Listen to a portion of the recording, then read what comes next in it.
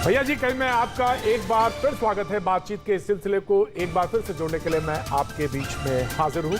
और आज की जो मसला है, जो आज का जो बातचीत का जो मजमून है, जो कंटेंट है, वो बेहद गंभीर भी है और बेहद संवेदनशील भी है। हम आज इस पर चर्चा करेंगे। कुछ दिन पहले फैसला हुआ, सरकार ने कहा कि नीट में 27% ओबीसी आरक्षण, यानी जब ये बात हुई इसमें 10% आर्थिक रूप से कमजोर वर्ग के लोगों के लिए भी प्रावधान सरकार ने किया, लेकिन आज मेरा हिस्सा ओबीसी वाला है। उसके बाद एक मांग बहुत जोर से पकड़ी और वो ये थी, जातिगत जो जनगणना है वो की जाए और उसके जो डाटा है वो सामने रखे जाए। हालांकि ये मसला कोई नया नहीं है, बहुत पुराना है, बार बार समय समय पर उठता रहा है। जेडीयू के नेताओं ने आज अमित शाह जी से मुलाकात की, गृह मंत्री से, और कहा कि इस पर कुछ बात सरकार रखे और इस पर चर्चा भी हो। यह भी बात हुई। सर्वदलीय प्रतिनिधि मंडल का प्रधानमंत्री से भी मिलने का कार्यक्रम है, इस पर भी। और ये जो मसला है खासतौर से संवेदनशील इसलिए कि कई बार कई जगहों से इस बात पर बात कही गई है, जो कि बड़ी प्रमुख तौर से सारे विपक्षी, जहां तक सवाल है, खासतौर से अगर हम बात करें बिहार में, तो आरजेडी और जेडीयू इस मसले पर एक है। उन्होंने 2 बार 2019 में और फरवरी 2020 में प्रस्ताव पास किए, विधानसभा और विधान परिषद से दोनों पास और पारित हैं और केंद्र को भेजा गया है।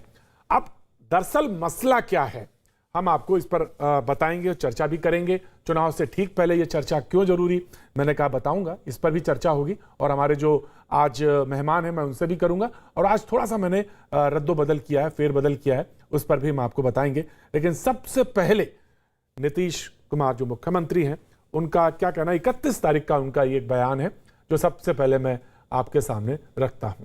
नीतीश कुमार जी, जातीय जनगणना पर कोई जातिगत जनगणना के बारे में तो आप जानते हैं कि हम लोगों के पार्टी ने भी कल राष्ट्रीय स्तर पर रिजोल्यूशन लिया है कि जातिगत जनगणना होनी चाहिए, और इस राय के पहले से ही लोग हैं। और बिहार में तो आप जानते ही हैं कि सर्वसम्मति से 2 बार पारित हुआ है। यहाँ विधानसभा विधान परिषद दोनों में पारित हुआ, 19 में, 20 में विधानसभा में पारित हुआ, भेजा गया केंद्र में भी। तो हम लोगों की जो राय है वो तो सब लोगों को मालूम है। दरअसल ये मसला जितना आसान है, उतना दिख रहा है, उतना आसान है नहीं। 1931 के जो जनगणना, यानी ब्रिटिश पीरियड में जो है, उसके मुताबिक 52% ओबीसी हैं, 52% ओबीसी हैं। और यहीं से बातचीत का आधार बनता है। एक तरफ सरकार का भी ये भी मत है कि आखिर क्यों जातिगत आधार पर रखा जाए। यूपीए के जमाने पर भी ये मसला आया था, मनमोहन सिंह सरकार में। ये उस समय भी एक सब फ्लोर पर भी ये मसला उठा था, हम उस पर भी चर्चा करेंगे। लेकिन ललन सिंह, जेडीयू के जो अध्यक्ष हैं, उन्होंने आज जब गृह मंत्री से मुलाकात करी और मुलाकात करने के बाद जब वो बाहर आए मंत्रालय के, तो उन्होंने ये बात कही, वो बहुत महत्वपूर्ण है, उसको भी देख लेना चाहिए। फिर मेहमानों की तरफ मैं रुख करता हूं। हम लोगों ने सभी के हस्ताक्षर से एक मेमोरेंडम उनको दिया है, जिसमें हम लोगों ने जाति आधारित जनगणना की मांग की है। आदरणीय गृह मंत्री जी ने कहा कि इस पर फिर चर्चा करेंगे। आप लोगों का भी जो पक्ष है वो सही है, कुछ और भी तर्क है जो जिस पर हम लोग बात करेंगे। हम लोगों ने कहा कि हम लोग जब भी आप बात करने के लिए बुलाएंगे, हम लोग हाजिर हैं।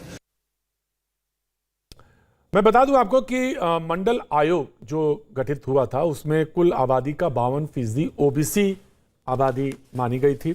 1931 का ये आधार था जो जनगणना का था, ब्रिटिश पीरियड, उसमें 52% ये बात कही गई। 2019 में लोकसभा चुनाव के बाद ओबीसी गिनती का विचार रद्द हुआ। सितंबर 2009 में, यानी यूपीए का जब सरकार थी, तो उसमें कानून मंत्री वीरप्पा मोइली की मनमोहन सिंह को चिट्ठी थी, जिसमें यूपीए ने बीपीएल सर्वेक्षण में ओबीसी हेड काउंट को शामिल किया था, ऐसी बात थी। बाद में ओबीसी हेड काउंट को सामाजिक आर्थिक जातिगत जनगणना नाम दिया गया। इसमें बहुत सारे पहलू हैं, वो जो कि आज बातचीत में उम्मीद करते निकल के आएंगे। जो मेहमान हमारे साथ आज मौजूद हैं, मैं उनसे भी तारुफ करा देता हूं। संजू वर्मा जी बीजेपी का पक्ष रखने के लिए हमारे साथ मौजूद रहेंगी। माधव आनंद जी जेडीयू का पक्ष रखने के लिए हमारे साथ जुड़ रहे हैं, बहुत बहुत शुक्रिया। सुनील सिंह यादव जी हमारे साथ समाजवादी पार्टी का पक्ष रखने के लिए लखनऊ से जुड़ रहे हैं, बहुत बहुत शुक्रिया। संगीत रागी जी राजनीतिक विश्लेषक के तौर पे हमारे साथ आज मौजूद रहेंगे। अवधेश कुमार जी वरिष्ठ पत्रकार हमारे साथ बिहार से, और आज इनिशिएशन यहीं से बहस की करूंगा मैं, वो हमारे साथ जुड़ रहे हैं, बहुत बहुत शुक्रिया। और सतीश प्रकाश जी मेरठ से राजनीतिक विश्लेषक हमारे साथ जुड़ रहे हैं, बहुत बहुत शुक्रिया, thank you so much. Avdhesh ji, मैं सबसे पहले आपके पास आना चाहता हूं। ओबीसी मंडल आयोग में 52%, उसके बाद जो मंडल आयोग के बाद एनएसएसओ ने 2006 में ओबीसी काउंट दिया 41%, लेकिन वो फिर रिपोर्ट आई नहीं और दब सी गई। अब सवाल यह है कि अगर इसको हम पॉलिटिकल पेरिफेरी में लाते हैं जिस पूरी बातचीत को, तो वहां पे एक नारा गूंजा, उस नारे को मैं रख देना चाहता हूं। कहां कहा, किसने कहा, यह मायने नहीं रखता, लेकिन एक वो नारा है, जिसकी जितनी संख्या भारी उसकी उतने हिस्सेदारी। ये पॉलिटिकल पेरिफेरी में आता है। जब पूरी बातचीत होती है तो ये पॉलिटिकल पेरिफेरी में इसका मतलब यही होता है कि जिसकी जितनी संख्या भारी उसकी उतने हिस्सेदारी। अब सवाल यह है कि विरोध क्यों है इसका, यह जानना जरूरी है।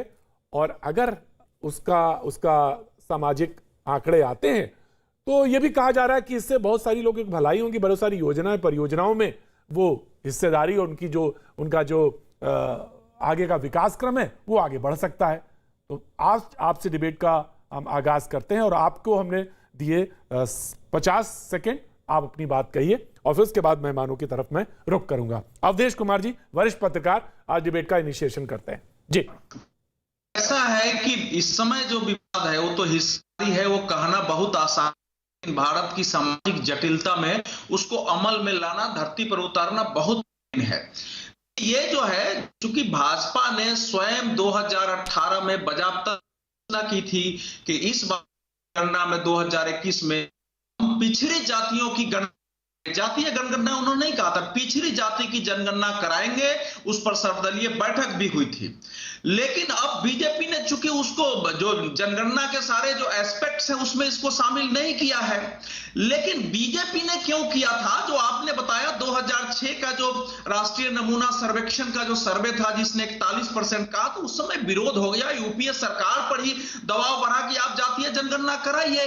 फिर यूपीए सरकार ने प्रणब मुखर्जी की अध्यक्षता में एक समिति बनाई, उस समिति ने रिपोर्ट दे दिया कि कराइए, लेकिन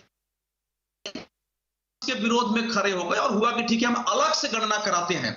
तो वो जनगणना के साथ न होकर के अलग से उसको गणना कराई गई, उसको कहा गया कि सामाजिक आर्थिक जाति जनगणना है।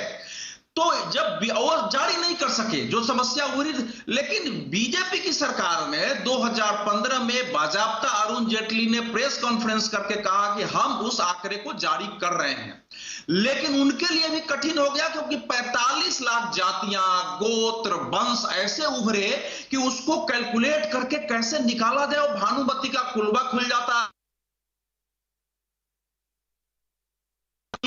उसने अपनी रिपोर्ट दी लेकिन जारी नहीं कर सके, तो उसके बाद उनका आया था कि हम जनगणना कराएंगे।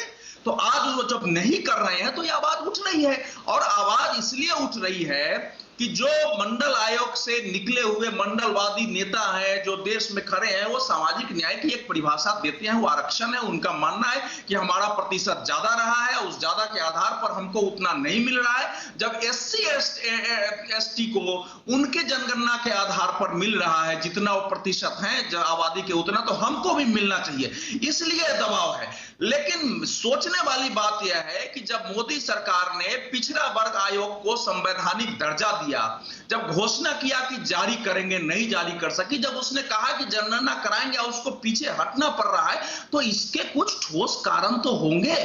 और वो कारण क्या है? ये 1931 की जो आपने बात की है, मैं अंतिम पंक्ति कहना चाह रहा हूं। 1941 में भी अंग्रेजों ने कोशिश की थी, लेकिन उस समय के जनगणना कमिश्नर जो थे उनका विस्तृत बयान है इस पर। उन्होंने बताया है कि यह समझना बिल्कुल गलत है कि जो भी कास्ट के आंकड़े लाते हैं वो बिल्कुल भारत के जो है सोसाइटी का एक दर्पण है, ये इतना जटिल है कि अब हम इसको जारी नहीं करने वाले हैं, और 41 में वो जारी नहीं हुआ था। तो वो जटिलता है जिसके कारण विरोध हो रहा है। मांग जो है उसके पीछे राजनीति है, क्योंकि बिहार में आरजेडी ने मांग कर दिया है तो जेडीयू को साथ जाना है। लेकिन यही आरजेडी, यही समाजवादी पार्टी जब 2018 में नरेंद्र मोदी सरकार ने घोषणा की तो विरोध कर रहे थे कि आप जाति जनगणना नहीं कराइए, 2006 वाला आंकड़ा जारी करिए, लेकिन आज मांग कर रहे हैं। तो इसका तो तार्किक उत्तर नहीं है कि इसके पीछे क्या कारण। Right sir, thank you so much.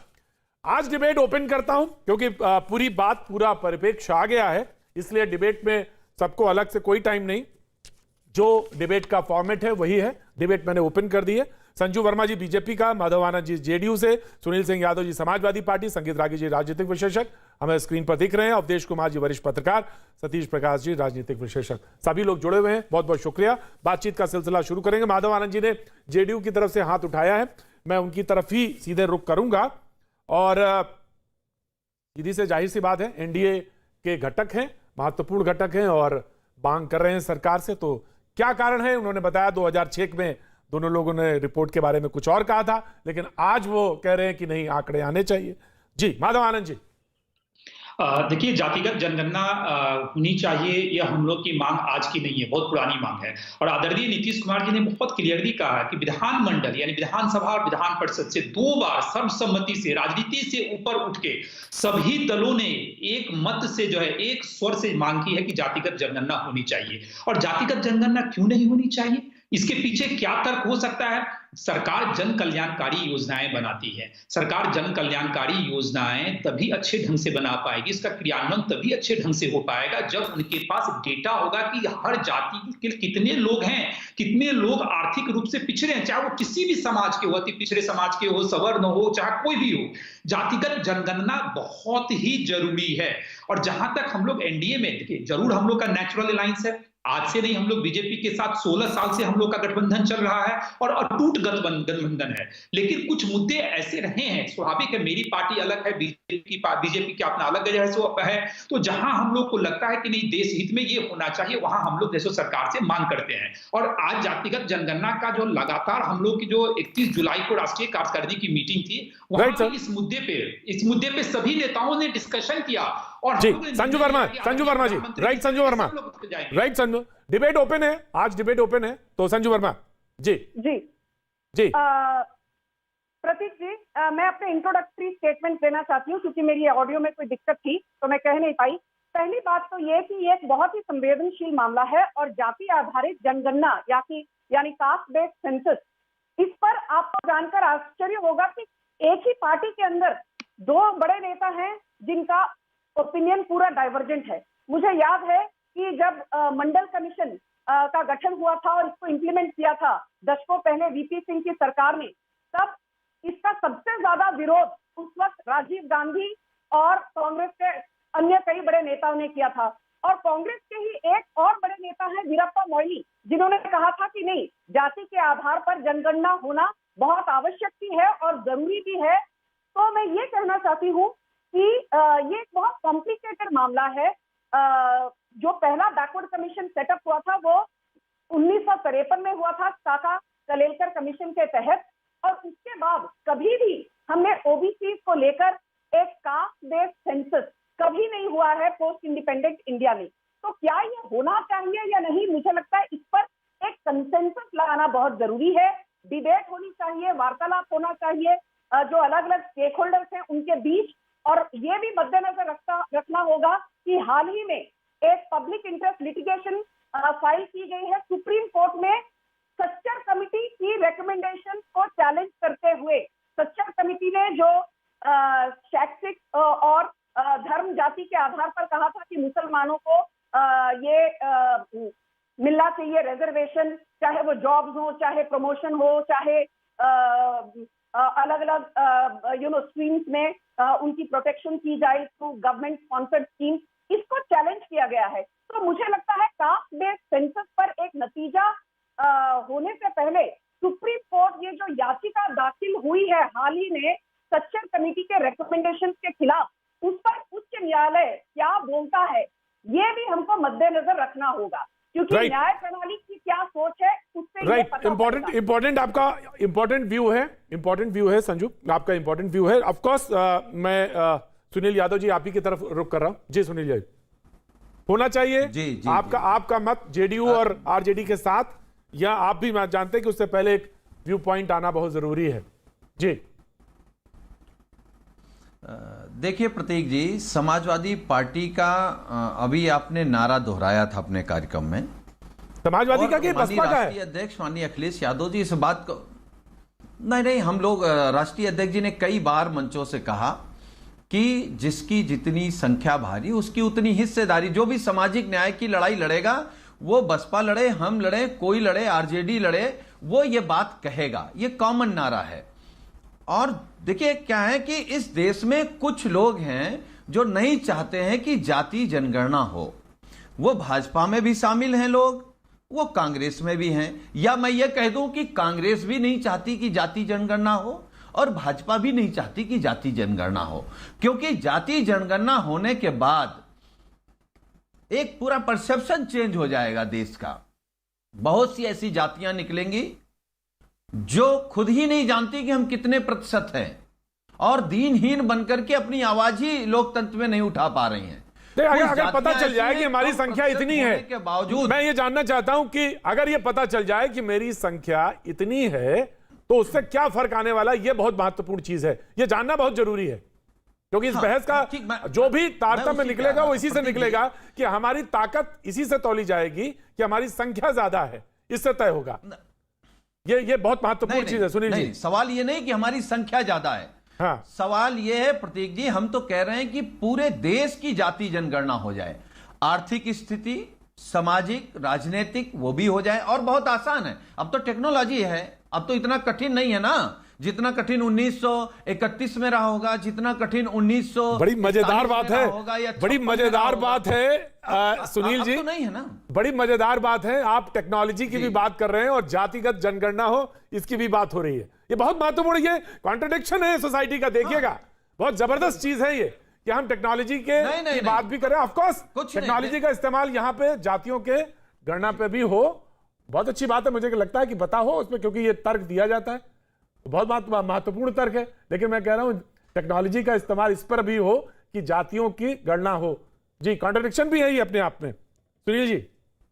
हाँ, नहीं, वो हो सकता है, वो हो सकता है। लेकिन क्या है ना प्रतीक जी, जब सरकार के सामने कोई भी, आज मोदी जी हैं देश के प्रधानमंत्री जी, मोदी जी को अगर यह मालूम हो कि हमारे देश में कौन सी जातियां सबसे कमजोर हैं आर्थिक रूप पे, कौन सी योजना किन के लिए चलाई जानी चाहिए, तो मुझे लगता है कि अगर जाति जनगणना आ जाए, उनके पास टेक्नोलॉजी है, तो वो अपनी योजना, जो उनका अच्छा मन है कि हम गरीब की मदद करना चाहते हैं, हम किसान की मदद करना चाहते हैं, वो बहुत पिछड़ गए, उसके पास जमीन नहीं है, हम इसलिए इसकी मदद करना चाहते हैं, तो आसानी से पहुंच सकती है। और इसका उल्टा भी हो सकता है कि अगर ये पता चल जाए, कांग्रेस, इसका उल्टा भी हो सकता है कि अगर ये पता चल जाए कि फला जाति को इतना आरक्षण मिला है और इससे वो मजबूती की तरफ बढ़ गई है, तो उसको हटा भी देना चाहिए।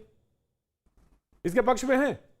हाँ, मैं जेडीयू ये सवाल भी रखूंगा, मैं बिल्कुल पक्ष में है, पक्ष में है, ऑफ कोर्स बिल्कुल पक्ष में है, बिल्कुल बिल्कुल पक्ष में। संजू कुछ कहना चाह रही, मैं आ रहा हूं, माधव आनंद जी आ रहा हूं। संजू कुछ कहना, वेरी शॉर्ट। आर्थिक और शैक्षिक रूप से संपन्न हो गया है तो उसको उस चीज की जरूरत नहीं है। संगीत राठी जी आ रहा हूं, प्रोफेसर आ रहा हूं, मैं आ रहा हूं। जी संजू बहुत जल्दी, वेरी क्विक। भाजपा जी, संजू से ये कहलवाइए कि क्या ये जाति जनगणना कराएंगे? जी, जो वही सवाल है या ना? हाँ, ये सवाल है, हाँ या ना। संजू वर्मा, मैंने अभी ही कहा कुछ देर पहले कि ये एक बहुत संवेदनशील मामला है। सभी स्टेक होल्डर्स के बीच में जब एक मत हो, कंसेंसस हो, उसके बाद ही इस पर कोई निर्णय लिया जा सकता है। क्योंकि अभी तो राजेंद्र सच्चर कमिटी ने जो मुसलमान समुदाय के लिए सामाजिक, आर्थिक और शैक्षिक तरीके से कहा था कि रिजर्वेशन होनी चाहिए, उसकी वैलिडिटी, उसकी वैधता को चुनौती दी गई है। तो उच्च न्यायालय, संजू वर्मा जी ने बहुत चालाकी से सवाल मोड़ दिया।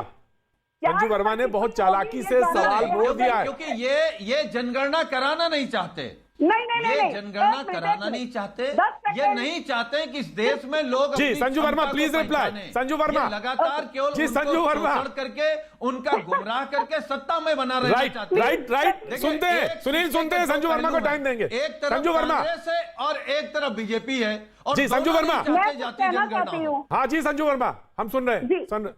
जी अभी जो सपा के प्रवक्ता ने कहा, पहली बात तो मैं डंके की चोट पर यह बता दूं कि जो भाजपा की, बीजेपी की फिलॉसफी है और मोदी सरकार की, वो ये है justice for all, appeasement of none. और ये जो आप कहते हो कि बीजेपी जनगणना नहीं आप केवल ये बताओ, जातीय जनगणना आप कराओगे कि नहीं कराओगे? जातीय जनगणना जी सुनील जी सुन लेंगे। कांग्रेस नहीं करा रही थी तब बीजेपी कह रही थी। सुनील जी सुन लेंगे। प्रतीक जी, हाँ, मतलब एक समय यही बीजेपी कह रही थी कि हम कराएंगे जातीय जनगणना, और आज मुकर गए। क्या तरीका है ये डिबेट का? क्या तरीका है? सुनेंगे, बहुत संवेदनशील होता है। हाँ या ना में सुनना चाहते हैं, मैंने हाँ दखलंदाजी या नहीं ना? की। जातीय जनगणना कराएंगे या नहीं? जी संजू हाँ या ना? हाँ बताएंगे, वो बता रही हैं, हम सुनते हैं। संजू वर्मा, पहली बात तो ये कि टेलीविजन डिबेट पर सपा होती कौन है, बीजेपी को पूछने का उनको क्या हक बनता है, हाँ या ना? आप एक रीजनल पार्टी हो, रीजनल पार्टी की क्या कंपल्शन होती है वो आप जानते हो, एक नेशनल पार्टी की क्या कंपल्शन होती है वो आप नहीं जानते हो। इसलिए बीजेपी को भाषण देना, यही बात है, जिस दिन जातीय जनगणना हो गई ये राष्ट्रीय पार्टी रीजनल हो जाएंगे और regional party right very good मैं आगे बढ़ता हूं। बात है, जिस दिन ये गणना हो गई तो रीजनल पार्टी नेशनल पार्टी हो जाएगी और नेशनल पार्टी रीजनल पार्टी हो जाएगी। मैं आ रहा हूं जी, एक रीजनल जी जेडीयू के कुछ, मैं आ रहा हूं जेडीयू के पास आ रहा हूं, ऑफकोर्स सर आ रहा हूं, लेकिन प्रोफेसर रागी बैठे हुए हैं, उन्होंने अपना ओपन स्टेटमेंट नहीं दिया। संगीत रागी, प्रोफेसर संगीत रागी जी। देखिए, जब हम पूरा विमर्श कर रहे हैं तो मैं सुनील यादव जी की बात सुन रहा था बड़ी गंभीरता से, बड़े सुलझे हुए व्यक्ति हैं, लेकिन जब वो बात कह रहे हैं कि जिस ढंग से वो बातें रख रहे थे तो मुझे ऐसा लग रहा था कि हम भारत के नागरिक नहीं हैं, हम जातीय अस्मिता के घटक हैं। यानी कि हम जातीय अस्मिता ही हमारी पहचान बनेगी और जातीय अस्मिता के आधार पर ही भारत की सरकार या कोई भी राज्य सरकार नीतियां तय करेंगी। मुझे लगता है ये सोचने का तरीका गलत है। एक दूसरी बात, सच तो ये होना चाहिए कि जो ओबीसी है वो एक होमोजेनाइज्ड कैटेगरी नहीं है। यदि आप ओबीसी के अंदर लेंगे तो जो जादवों का जितना विकास हुआ है, कुर्मियों का जितना आरक्षण का लाभ मूलतः 2-3 जातियां ही ले पाई हैं, बाकी जातियां नहीं। हम तो रोज देख रहे हैं इन सारी चीजों को, हम अपने विश्वविद्यालय में देख रहे हैं, यूपीएससी में देख रहे हैं। तो कायदे से जिस दिन इन जातियों को आप हटा दें उस आरक्षण की व्यवस्था से, आप देखिएगा ये जातियां आरक्षण के बारे में बात करना बंद कर देंगी। तीसरी बात, देखिए तीसरी बात, एक बहुत इंपॉर्टेंट बात यह है कि आखिर इस देश को हम कहां ले जाना चाहते हैं। बहुत इंपॉर्टेंट है। यदि आप धर्म के आधार पर मेजोरिटी और माइनॉरिटी करेंगे और फिर कहेंगे कि धार्मिक आधार पर पोलराइजेशन नहीं हो, ध्रुवीकरण नहीं हो, तो ऐसा हो नहीं सकता है। जातियों के आधार पर यदि आप नीतियां तय करेंगे तो फिर जातीय संघर्ष नहीं होंगे और जातीय अस्मिता मजबूत नहीं होगी। ये हम सोचना ही बंद कर दें। हम जाति विहीन समाज जिसे लोहिया जी कहते थे वो संभव ही नहीं है। एक अंतिम बात मैं कहना चाहता हूं, नीतीश जी ने क्यों कहा ये ज्यादा इंपॉर्टेंट है। नीतीश जी ने ऐसा इसलिए कहा है कि जो विधानसभा चुनाव था उसमें नीतीश जी की राजनीतिक विसात पिट गई है और वो अपने आप को फिर से बिहार की राजनीति में अपने बल पर खड़े होने के लिए वो सोच रहे हैं। और मुझे बहुत important point sir, Nitish Kumar अपनी राजनीति को 2024 से पहले अपने आप खड़े करने के लिए, और वो हो सकता है भारतीय जनता पार्टी के विरुद्ध भी वो खड़े हों, क्योंकि इनके बारे में कुछ भी नहीं कहा जा सकता है। ऐसी स्थिति में उनके पास अब एक ही सहारा रहता है कि वो जातीय विमर्श को फिर से बिहार की राजनीति में बलवती करें, फिर से उसे खड़ा करें, क्योंकि जो पहचान नीतीश कुमार की थी वो कहीं ना कहीं वो राजनीतिक पहचान आज के दिन में संकट में है। उस पर एक प्रश्न चिन्ह लगा है बिहार की जनता के बीच में। नतीजा ये था कि पिछले जो विधानसभा का चुनाव था उनमें उनकी पार्टी उतना अच्छा नहीं कर पाई। Right sir, important point. मैं आ रहा हूं Sanju, you have to wait. Sanju you have to wait ji. अभी इस पैनल में एक शख्स नहीं बोले हैं, सतीश प्रकाश जी, मैं आपके पास आता हूं। वेट, माधव आनंद जी को देना चाहिए। माधव आनंद बहुत देर से इस बात को कहना चाह रहे हैं। माधव आनंद, क्योंकि आपका सवाल है, आपकी पूरी राजनीति पर आपके सवाल है बिहार में, इसलिए आपने ये सवाल उठाया है। प्रतीक जी मैं इसी का जवाब देने के लिए आतुर हूं। मैंने सबकी बातों को सुना, और राजनीति जो जातिगत जनगणना की जो मांग है उसका राजनीतिकरण करना कतई उचित नहीं है। और जहां तक एक प्रवक्ता जी ने, राजनीतिक विश्लेषक जी ने क्या कहा नीतीश जी के बारे में, मैंने वो भी सुना। उनको ये समझना चाहिए कि बिहार विधानसभा यानी विधानसभा, विधान परिषद, विधानमंडल से एक बार नहीं 2 बार जो है हम लोगों ने प्रस्ताव पारित करके केंद्र सरकार को भेजा है। क्या उसमें बीजेपी के लोग नहीं है? मैं महोदय से पूछना चाहता हूं, कृपया जाके देख लें कि उसमें बीजेपी के विधायक थे कि नहीं है, और अभी भी जो 2020 में हुआ क्या उसमें बीजेपी के विधायक सम्मिलित नहीं थे? तो निश्चित रूप से सबकी मांग है। सरकार के आदरणीय प्रधानमंत्री जी की मंशा पे कोई डाउट नहीं है। आप जन कल्याणकारी योजना कैसे बनाएंगे, कैसे क्रियान्वयन करेंगे जब लोगों को पता ही नहीं है कि उनकी आबादी कितनी है? मुझे लगता है देश हित को ध्यान रखना चाहिए। देश सर्वोपरि है, जनता जनार्दन सर्वोपरि है। राजनीति मत कीजिए, राजनीति करने के लिए नहीं है। Sangeet Ragi ji please quick, very quick response sir. Sangeet Ragi ji very quick response sir ji. ऐसा है कि देश की नीतियां बनाने के लिए जातीय विमर्श जरूरी नहीं है। किसी की आबादी, किसी जाति की आबादी कितनी है ये आवश्यक नहीं है। दूसरी बात, ये तो सच्चाई है कि आप बिहार विधानसभा से पारित कर दें या उत्तर प्रदेश विधानसभा से पारित कर दें, आरक्षण की जब भी बात आती है तो कोई भी पार्टी खुलकर के इसके बारे में अपनी राय नहीं रख पाता है, क्योंकि उसको पता है कि इसकी राजनीतिक कीमत उसको चुकानी पड़ेगी। लेकिन एक राजनीतिक विश्लेषक के नाते ही ये मैं कह रहा हूं कि ये मूलतः इनके नीतीश जी की बात जो कोई है वो कोई सामाजिक कल्याण के नारे के साथ जोड़ना इसको बिल्कुल ठीक नहीं होगा। ये शुद्ध और विशुद्ध राजनीति है जिसमें आदरणीय नीतीश कुमार जी जाति की राजनीति नहीं करते हैं, जमात की राजनीति करते हैं। आदरणीय नीतीश कुमार जी जाति की राजनीति कभी नहीं किया, उन्होंने जमात की राजनीति किया है। और यही कारण है कि 17 साल होने जा रहे हैं लगातार मुख्यमंत्री के कुर्सी पे विराजमान हैं, इतने लोकप्रिय नेता हैं। अगर वो जाति की बात करते तो इतने दिनों तक मुख्यमंत्री के कुर्सी पे नहीं रहते। वो जनता के लिए सोचते हैं, समाज के। Right sir. Satish Prakash your view point. Satish Prakash ji your view point. Satish Prakash ji. नहीं प्रतीक जी, देखिए मुझे आपकी पूरी डिबेट को मैंने अच्छी तरीके से कहा और हर व्यक्ति ने उसको अपने अपने तरीके से डिफाइन किया।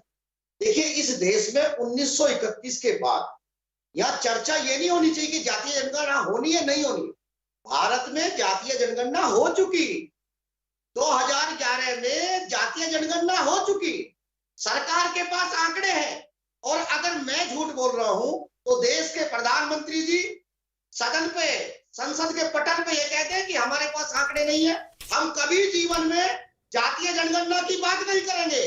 ये देखिए सुनिए प्रतीक जी, बड़ी लंबी लड़ाई है। जब से ओबीसी ने ये कहना शुरू करा है कि सरकार ने जातीय जनगणना के आंकड़े छुपा के रखे हुए हैं, तब बीजेपी ने एक चाल चली। क्योंकि नीतीश जी काफी लंबे समय से बीजेपी के पाले में रह करके ही राजनीति कर रहे हैं और आज ये उम्मीद कर रहे थे कि वो उनके मन की बात करेंगे। लेकिन मुझे दुख तब हुआ कि लालू प्रसाद यादव जी, जो सामाजिक न्याय की बड़ी अच्छी उन्होंने लड़ाई लड़ी अपने जीवन में, उनका बेटा खुद ये कहता है कि जातीय जनगणना होनी चाहिए। और सुनील यादव जी है, हमारे भाई है, हम राजनीतिक विरोधी हो सकते हैं लेकिन सामाजिक रूप से कहीं ना कहीं हमारी पृष्ठभूमि एक है। आप सुनील यादव जी सपा को भी ये समझाइए कि इस देश में सतीश जी आप कुछ अपने कोटे से देंगे? सतीश जी अगर वो भाई हैं तो मैं जानना चाहता हूं अपने कोटे से कुछ छोड़ेंगे? देखिए सुनिए प्रतीक जी, सुनिए जिसकी संख्या, देश का निर्माण तो त्याग से होता है। सतीश जी देश का निर्माण त्याग से होता है, तो त्याग करने के लिए तैयार हैं? देखिए प्रतीक जी सुनिए, आप किसकी चर्चा कर रहे हैं आपको ये बात मालूम होना चाहिए। मैं बिल्कुल मालूम है किसकी, मैं देश की चर्चा कर रहा हूं, उसके योगदान पर चर्चा कर रहा हूं, मैं उसके विकास क्रम पर चर्चा कर रहा हूं। तो मुझे ये बताइए त्याग के लिए तैयार? आप सुनिए ना, सुनिए अगर इस देश की 80% आबादी अगर विकास की मुख्य धारा से जुड़ जाती है तो वह जातिवाद हो जाता है। नेचर का एक पेपर सुनो, दुनिया का सबसे फेमस नेचर एक जर्नल है और संगीत रागी जी उसको अच्छी तरीके से पढ़ेंगे जाकर के। वो ये कहता है कि देश के तमाम IITs में दिल्ली में 294 पोस्ट है ना, उसमें एक ओबीसी और एक दलित प्रोफेसर लगता है। आपकी सुनिए, ये जो अगर कोई दलित व्यक्ति, अगर आबादी कोई हो, कोई वीकर सेक्शन का व्यक्ति हो, अगर वो देश की मुख्य धारा से जुड़ जाएगा, उसको नौकरी मिल जाएगी, उसका सम्मानजनक उसका जीवन उठ जाएगा, उसको एजुकेशन मिल जाएगी, उसके अच्छे कपड़े आ जाएंगे,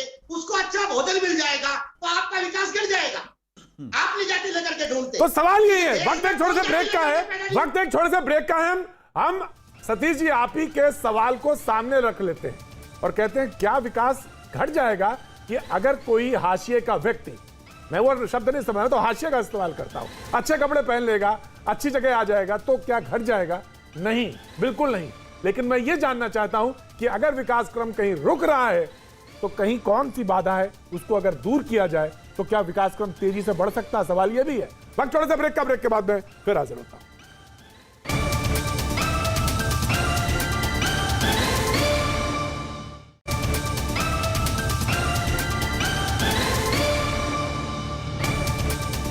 भैया जी कहने में आपका एक बार फिर स्वागत है। बातचीत के सिलसिले को जोड़ने के लिए एक बार फिर से मैं आपके बीच में हाजिर हूं और चर्चा को फिर से मैं जोड़ूंगा।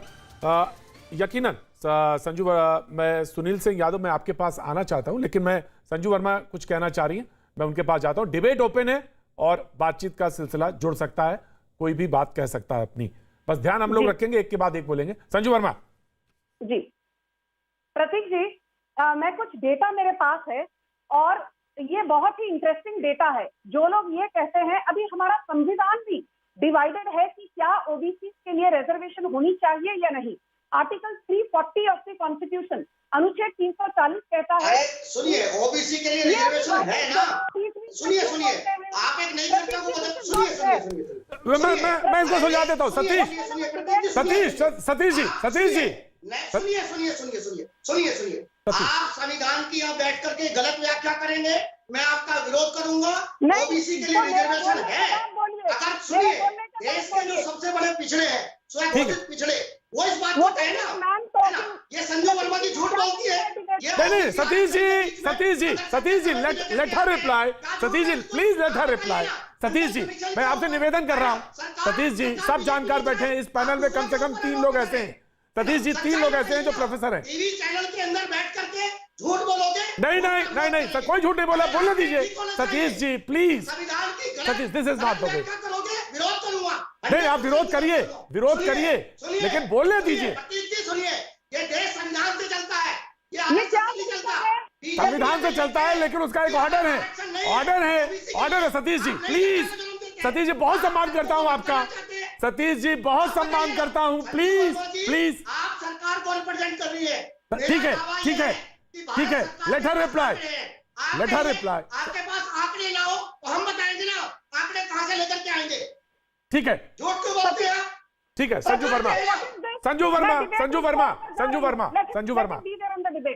वर्मा अनुच्छेद 340 से शुरू करिए आप अपनी बात। जी। तो अनुच्छेद 340 हिसाब से बैकवर्ड कास्ट और कम्युनिटीज के लिए रिजर्वेशन का प्रावधान है।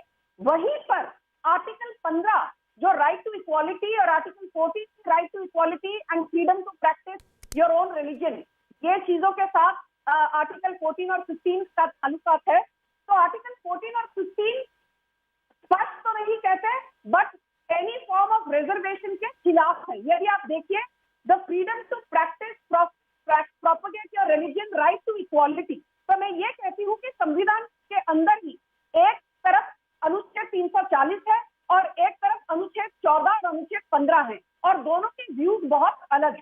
तो इसलिए इस मामले पर बहुत जल्दबाजी करके कोई डिसीजन पर पहुंचना गलत होगा, पहली बात। राइट, ठीक है सर, ठीक है। राइट संजू जी। एक minute, can I just finish Pratik ji? इतना इंटरप्ट किया, can I just finish? Yeah finish it very quickly. Yeah okay. दूसरी बात 2018 में, ऑडियो डाउन 2018 में Pratik ji, I am getting away from the debate, क्योंकि ये बहुत ही बदतमीजी कर रहे थे। ये जो सतीश जी हैं, ये बहुत बदतमीजी कर रहे हैं, ये सही नहीं है। मैं बोलिए आप बोलिए, दखलंदाजी नहीं करती। बोलिए संजू वर्मा प्लीज कंप्लीट। हाँ, बार बदतमीजी कर रहे हैं यहाँ पर बैठ। Please complete Sanju ji, please complete. जी। तो मेरा मेन मुद्दा ये है कि 2018 में राघवेंद्र कुमार के अंदर एक कमिटी बनाई गई थी कि पिछड़ी जातियों के लिए रिजर्वेशन का मामला, उसको लेकर वो अपने व्यूज दे। और आपको जानकर बहुत ताज्जुब होगा कि राघवेंद्र कुमार ने कहा था कि 27% reservation for OBC is good, but आपको पता है समाजवादी पार्टी ने क्या कहा? उन्होंने कहा 27% पिछड़ी जातियों को मिले या ना मिले, पर यादव और कुर्मियों को 60% जरूर मिलना चाहिए। तो मैं ये कहना चाहती हूँ कि जो लोग यहाँ पर आकर पिछड़ी जातियों की दुहाई देते हैं, जब राघवेंद्र कमेटी का गठन हुआ और Raghavendra right madam, right Sanju ji, I have taken your point. Sanju ji, I have taken your point. जी सुनील सिंह यादव, मैं आ रहा हूं। सतीश जी आ रहा हूं। सुनील सिंह यादव। देखिए प्रतीक जी, मैं बीजेपी की प्रवक्ता संजू जी को सुन रहा हूं, बार बार आपको धमकी दे रही कि हम ये कार्यक्रम छोड़ के चले जाएंगे, क्योंकि वो जानते क्यों? क्योंकि वो जानती हैं कि अगर जाति जनगणना हो गई तो इनकी सरकार को गद्दी छोड़ के जाना पड़ेगा। और जब मैं बात कर रहा हूं संगीत रागी जी की, प्रोफेसर साहब की, प्रोफेसर साहब बहुत सुलझे हुए व्यक्ति हैं। अरे सुन लीजिए देवी जी, संगीत रागी जी बहुत सुलझे हुए व्यक्ति हैं। संगीत रागी जी ने एक हमारे सामने ऑप्शन रखा है प्रतीक जी। हाँ जी, सुन रहा हूं। और उन्होंने कहा कि क्या यादव और कुर्मी आरक्षण छोड़ने को तैयार है जी। इसी डिबेट में आपके कार्यक्रम में मैं संगीत रागी जी से केवल एक सवाल कर रहा हूं जी, पूछिए। केवल एक सवाल कि जाति जनगणना करा लीजिए, जो 2% वाले लोग हैं और 60% नौकरियों में हैं, वो छोड़ दें। हम भी छोड़ देंगे, हम क्यों नहीं छोड़ देंगे? अगर यादव अपने प्रतिशत से ज्यादा नौकरी में होगा तो हम छोड़ देंगे, लेकिन इस देश में जो 2% लोग हैं और नौकरी में है वो 60%, तो उनको भी छोड़ना पड़ेगा ना। इसीलिए ये लोग भाग रहे हैं, इसीलिए संविधान की बात नहीं मानते। आप जानते हैं प्रतीक जी, भाजपा हो या आरएसएस हो या कांग्रेस हो, ये तीनों लोग संविधान पे भरोसा नहीं रखते। Right sir, I taken your point. 2% वाले 2% वाले 60% नौकरियों पे काबिज हैं। 2% वाले 60% नौकरियों पे काबिज है। अगर वो छोड़ दें तो। और दूसरी बात, संजू वर्मा ने एक सवाल उठाया, अनुच्छेद 340 जो है कॉन्ट्रडिक्शन में आर्टिकल 14 और 15 के, ये भी एक सवाल उठाया। संगीत रागी जी, नाउ प्लीज रिस्पॉन्ड जी। देखिए आर्टिकल 340 और 15-16 को लेकर के जो डिबेट था वो मंडल कमीशन का जब सुप्रीम कोर्ट में गया था, तो कास्ट और क्लास के बीच में क्लासिफिकेशन को लेकर के सुप्रीम कोर्ट का वो जजमेंट आ चुका था कि ये जो कास्ट है हम उसको क्लास की कैटेगरी में मान करके हम आरक्षण दे सकते हैं। तो वो बात तो वहीं पर रह जाए, अनटिल एंड अनलेस कोई इससे बड़ा बेंच उसकी दूसरी व्याख्या कर दे। दूसरी बात, मेरा बहुत सिंपल ये कहना है कि जब आप डेवलपमेंट के पैमाने पर आप फेल कर जाते हैं, तब जाकर के ये सारी समीकरणों पर आप आ जाते हैं। एक तरफ तो आप कहते हैं कि जाति विहीन समाज का निर्माण। देखिए संगीत रागी जी सही बात पे नहीं आना चाहते हैं। देश के प्रोफेसर साहब किसी देश के निर्माण के खिलाफ कोई नहीं है। आप कुछ लोगों की तरक्की के साथ देश की तरक्की मानते हैं। एक बड़ी आबादी की तरक्की ना हो पाए तो कैसे देश की तरक्की? ठीक है सुनील जी, मैं रिक्वेस्ट कर रहा हूँ। सुनील जी हम लोग पढ़ाते हैं, सुनील जी हम लोग पढ़ाते हैं, और सुनील जी हमको इसका आंकड़ा भी मालूम है। इसलिए मैं आपसे कह रहा हूँ कि जो ओबीसी के अंदर का आरक्षण है और जो एससी एसटी के अंदर का आरक्षण है, आप देखिएगा कि आरक्षण आपको जाति के आधार पर मिलता है। वो एक कैटेगरी है, तो कैटेगरी के अंदर ही भी आप देखेंगे कि मैंने शुरू में कहा था ये होमोजेनाइज नहीं है। बहुत सारे ऐसे समाज के वो हिस्से हैं जिनको हम ओबीसी कैटेगरी में कहते हैं, वो बड़े पढ़े लिखे हैं, संबुद्ध हैं, लैंडेड क्लास से आते हैं। जो आरक्षण का हिस्सा होता है वो अधिकांशतः उन्हीं के हाथों में चला जाता है। वही हालत एससी और एसटी कैटेगरी में भी है, यानी कि देयर इज ए। अरे भाई कैसे चला जाता है, कैसी बात कर रहे हैं आप? हमें केवल ये बता दीजिए, आप जाति जनगणना के पक्ष में हैं या नहीं? और दूसरी बात, बिना पिछड़े जो शोषित वंचित या बड़ी जाति के लोग गरीब रह गए। सुनिए सुनील जी एक सवाल है। सुनील जी, रागी जी ने एक सवाल कहा, वो सुनिए। रागी जी ने एक सवाल कहा है, रागी जी वो प्लीज रिपीट कर दीजिए, ऑडियो आपकी ब्रेक हुई थी। मैं आपसे ये सिर्फ इतना कह रहा हूं कि जो ओबीसी कैटेगरी में है उसके अंदर यदि आप उसका विश्लेषण करेंगे तो आपको लगेगा कि 2 ही या 3 ऐसी जातियां हैं जिनको आरक्षण का लाभ अब तक मिला है, बाकी सब हाशिए पर ही हैं। हमको लगता है कि there should be a class within the class, उनको आरक्षण मिलनी चाहिए, बाकियों को नहीं मिलनी चाहिए। वैसे ही एसटी एससी के अंदर है कुछ ऐसी जातियां हैं जिनकी इन पर पकड़ आ गई है, वो मैं उन जातियों का नाम नहीं लूंगा क्योंकि वो आप लोग इसका सुनिए ना, अरे आप नाम लीजिए, राजनीति की बात कर रहा हूँ मैं, एक शुद्ध एक विश्लेषक की दृष्टि से बात कर रहा हूँ। टीवी चैनल के ऊपर अच्छे से बोलिए। प्रतीक जी, मैं आ रहा हूं। संजू मैं आ रहा हूं। मोदी सरकार ने अक्टूबर 2017 में रोहिणी आयोग का गठन किया, 2500 ओबीसी की केंद्रीय सूची के उप वर्गीकरण के लिए काम किया। ये भी ये उसका फैक्ट है जिसकी तरफ रागी जी इशारा कर रहे थे। ऑफ कोर्स सतीश जी मैं आप ही को टाइम दे रहा हूं, उसके बाद सुनील को। जी सुनील जी, सतीश जी बोलिए सतीश जी। देखिए प्रतीक जी, तमाम रागी जी ने तमाम न्यायालय के निर्णयों के ऊपर बात करी। ये सच है कि इस देश के आरक्षण ने सबसे ज्यादा न्यायिक हस्तक्षेप अगर कहीं झेला है तो देश के आरक्षण ने झेला है। लेकिन ये भी एक सच है कि जो 50% लिमिट की अगर बात आती है, जब आपको 10% अगली जाति को आरक्षण देना होता है तब आपकी 50% लिमिट भी टूट जाती है, तब वहां न्यायिक हस्तक्षेप नहीं दिखाई देता। सुनिए मेरी बात, सुनिए ध्यान से। अगर आरक्षण कोई गरीबी मिटाओ कार्यक्रम नहीं है, आरक्षण का मतलब है सामाजिक न्याय। अगर आप आरक्षण खत्म करना चाहते हैं खत्म कर लीजिए, लेकिन आरक्षण के कारण को खत्म कीजिए। आरक्षण का कारण है जाति जब तक नहीं खत्म होगी तब तक आरक्षण नहीं खत्म हो सकता। आप जाति को बढ़ा करके, जाति को बिना खत्म किए आरक्षण को कैसे खत्म कर देंगे? आज ओबीसी वर्ग, मैं फिर ये कह रहा हूं, भारत सरकार के पास आंकड़े हैं, भारत सरकार आंकड़े छुपा रही है या जातीय जनगणना। अवधेश कुमार जी अगर डिबेट में हो तो मैं उनको लाना चाहूंगा। अवधेश जी अगर डिबेट में हो तो स्क्रीन पर सामने लाना चाहूंगा। अवधेश जी हैं? बिल्कुल हूं जी। अवधेश जी, एक सवाल रखा सतीश जी ने, मैं बिल्कुल आ रहा हूं। संजू आप वेट करिए, मैं आप ही के पास आ रहा हूं, मैंने देख लिया। उन्होंने कहा कि पहले आरक्षण का वो कारण खत्म करिए, सामाजिक एकता जो समरसता की बात है, आप जाति तोड़ेंगे नहीं तो आरक्षण तो बना रहेगा। और वो सवाल बार बार घूम के मैंने कहा था, जिसकी जितनी संख्या भारी उसकी उतनी हिस्सेदारी। पॉलिटिकल डोमेन में इसके मतलब और है, और यही है। जी बस 10 सेकंड में लूं क्या? 10 जी Avdhesh ji, I have given you 15 second दिए आपको, बहुत धैर्य के साथ सुनूंगा। मेरा सतीश प्रकाश से सिर्फ ये कहना है कि जितनी जातियां जिनको आप एससी कहते हैं, कल से सब अपने आप को ब्राह्मण डिक्लेयर कर दें, कल से सब वो अपने टाइटल मिश्रा, दुबे, चौबे लिखना शुरू कर दें। आप देखिए ये जातीय विमर्श खत्म हो जाएंगे, लेकिन आप करना नहीं चाहते हैं क्योंकि आप इस संस्था को, जातीय संस्था को आप बरकरार रखना। आ रहा हूं सुनील, आ रहा हूं सुनील जी, वेट। नहीं देखिए सारे ऑडियो डाउन, रागी जी की ऑडियो खुले रहनी है, रागी जी की ऑडियो खुले रहनी है।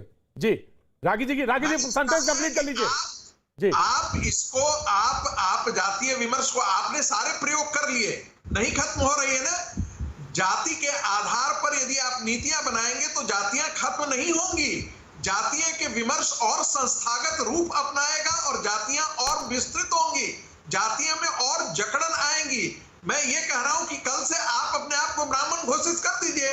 उपनिषदों ने कहा तो है, ज्ञान के आधार पर ब्राह्मण होता है, कोई जाति से ब्राह्मण नहीं होता है।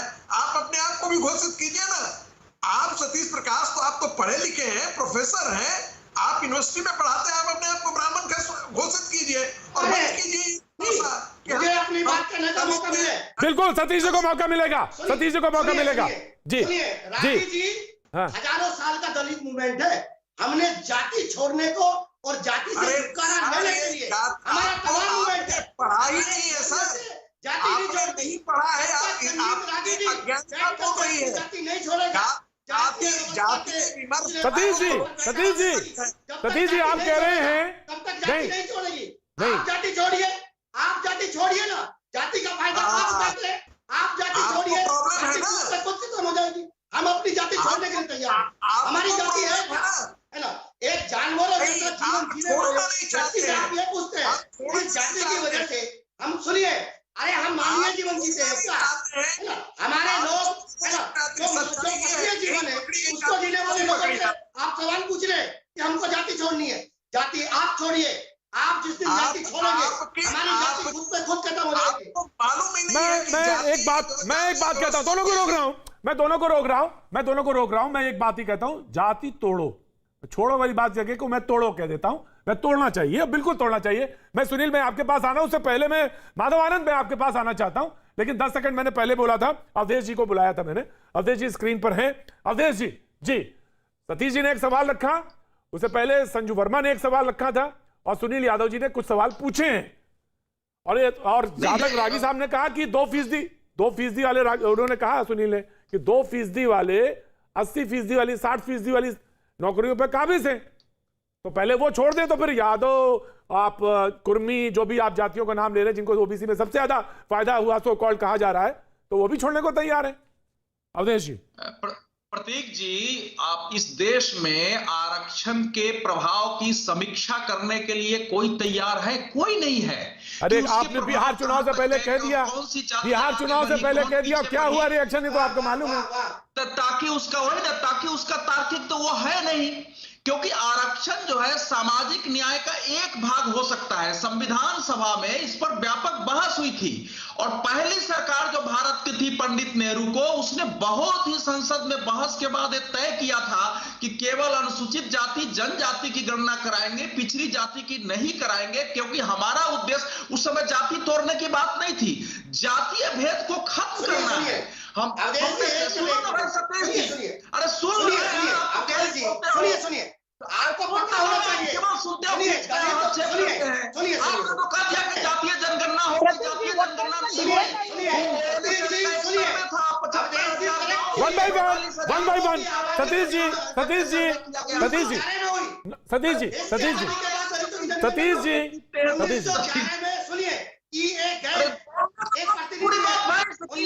बात सुन लीजिए, ऑडियो डाउन, सतीश जी की ऑडियो डाउन।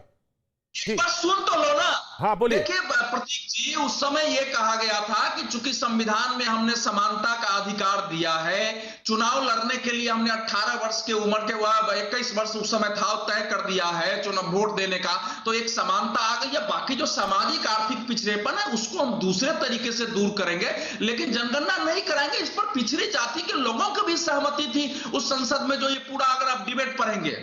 लेकिन बावजूद जो बात हो रही है 341 राष्ट्रपति को अधिकार देता है कि भाई पिछड़े कोई पहचान हो, उसके लिए आयोग बनाओ, उसके लिए क्या किया जाना चाहिए, उस रिपोर्ट को करे और फिर सरकार को दे। 15/4 में यह ठीक बात है कि 15/4 में पिछड़ों के लिए प्रावधान है सामाजिक आर्थिक दृष्टि से, 16/4 में नौकरियों के आरक्षण के लिए प्रावधान है, लेकिन पिछड़े वर्ग की परिभाषा कहीं नहीं दी गई है। यह साफ कहा गया है कि शैक्षणिक और सामाजिक दृष्टि से पिछड़े वर्गों के लिए सरकार को प्रावधान करने से कोई रोकता नहीं है, तो परिभाषा नहीं है। लेकिन जो हमारी सामाजिक व्यवस्था है उसमें परिभाषा में जाने की आवश्यकता नहीं है। अभी भी दलित, जिनको हम दलित कहते हैं, अनुसूचित जनजाति और पिछड़े वर्ग में, अब तो उच्च वर्ग में भी हो गए हैं, उनको आज भी सामाजिक रूप से, आर्थिक रूप से व्यापक पैमाने पर पिछड़ापन है, समाज में जाति का भेदभाव है।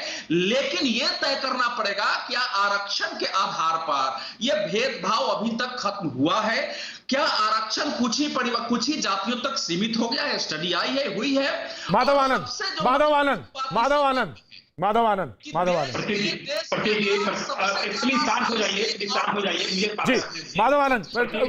डाउन। प्रतीक जी, मैंने पहले भी कहा है कि इस पे राजनीति नहीं होनी चाहिए। अभी ये बहुत संवेदनशील मुद्दा आपने उठाया है, और मैं आपको धन्यवाद देता हूं कि आपने इस तरह के मुद्दों पे बहस करना जरूरी समझा। लेकिन इससे प्योर राजनीति ये लोग कर रहे हैं। मैंने कहा कि राजनीति के चश्मे से देखने की जरूरत नहीं है, आपको ये समझने की जरूरत है यहाँ कोई कुर्मी, यादव, सवर्ण की बात हो रही है।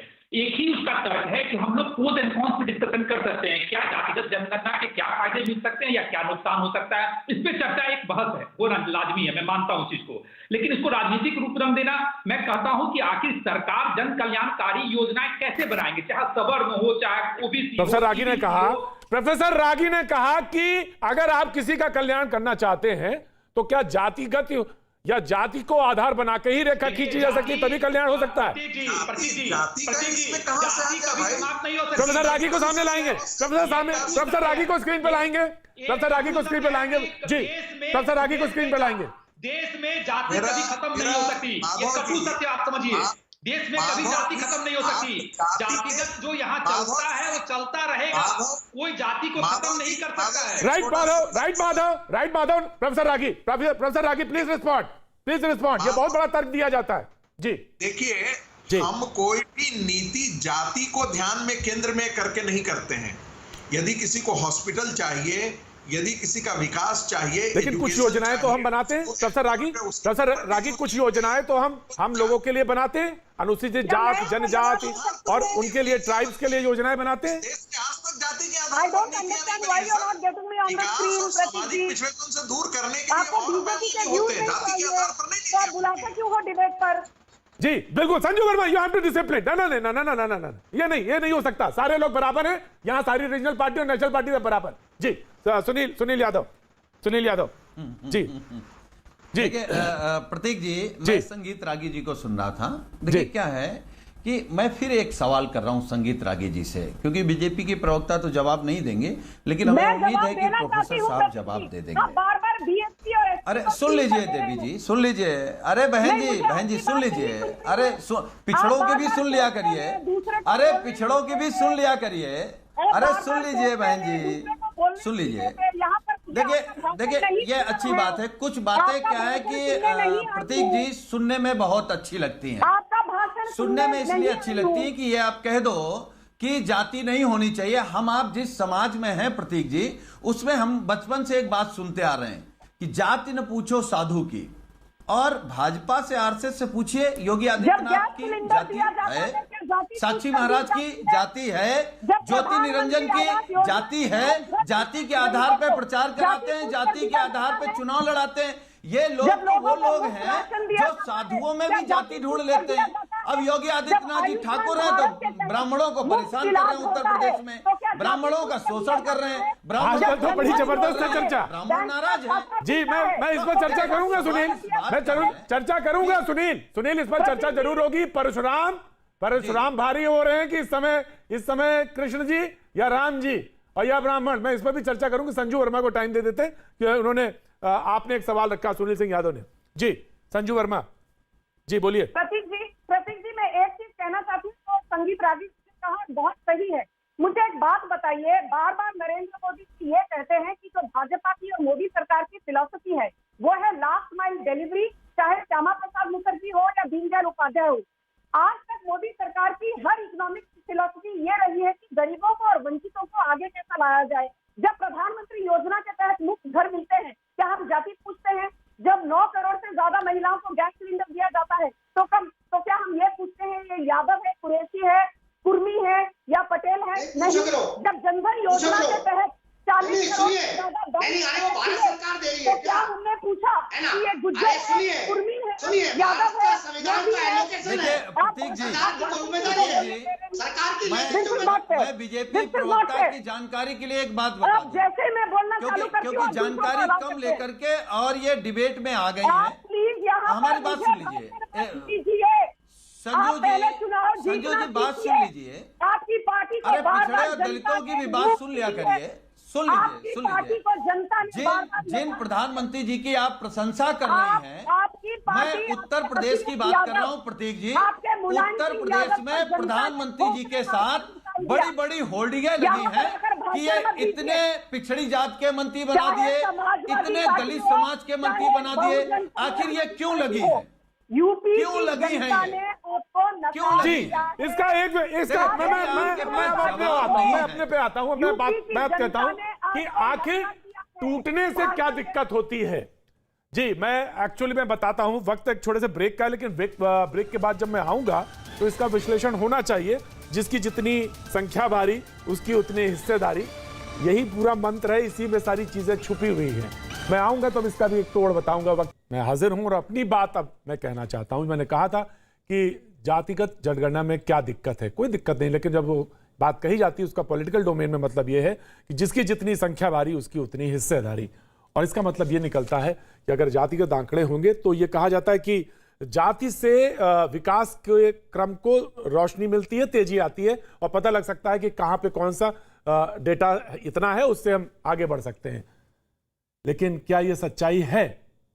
और क्या जाति से को ध्यान में रखकर विकास इसकी एक लंबी लकीर खींची जा सकती है, इसको ध्यान में रखते हुए कि ये फला जाति इतनी है और इसको ऐसे देना है और यहाँ पे पॉइंट आउट करना है। लेकिन इसका मतलब क्या है?